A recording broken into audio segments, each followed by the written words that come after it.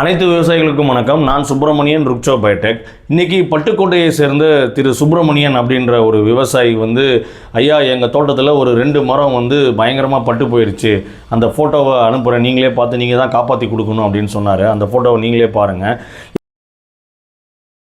இதில் பார்த்தீங்கன்னா அந்த மேல் தோகை, மேல் கீத்தில் பார்த்தீங்கன்னாக்கா இதுதான் கீத்துனாக்கா அதை சுற்றிலும் இருக்கிற பார்டரில் இருக்கிற நுனியெல்லாம் பார்த்தீங்கன்னா ஒரு மாதிரி கருகி போய் வெள்ளை கலரில் மாறி இருக்குது. நடுவுலலாம் பச்சை கலரில் இருக்குது கீத்தில்.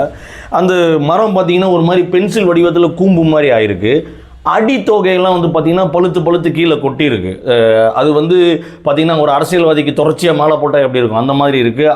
அவர் பாசையில் சொல்கிறப்போ ஐயா பாவாடை போத்துன மாதிரி இருக்குது அப்படின்னு சொன்னார். நான் அவர்கிட்ட கேட்டேன், தண்டு பகுதியில் ஏதாவது சீலோ இல்லை ஒரு மாதிரி கருப்பு கலர்லையோ ப்ரௌன் கலர்லையோ வடி இதாக பார்த்து சொல்லுங்கன்னு.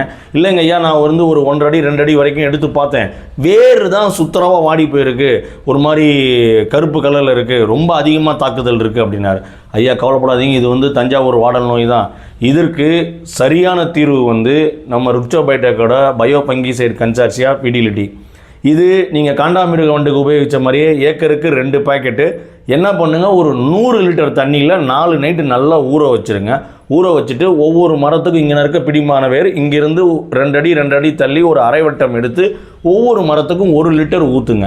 இந்த 2 மரம் பட்டு போகிற மாதிரி இருக்குதுன்னு சொன்னீங்க இல்லையா, அதுக்கும் அதை சுற்றியில் இருக்கிற ஒரு 10-15 மரத்துக்கு எக்ஸ்ட்ரா ஒரு லிட்டர் ஊற்றி விடுங்க, பரவுறதை தடுக்கிறதுக்கு அப்படின்னு சொல்லியிருந்தோம். அப்போ 100 லிட்டர் காலி ஆயிடுச்சு.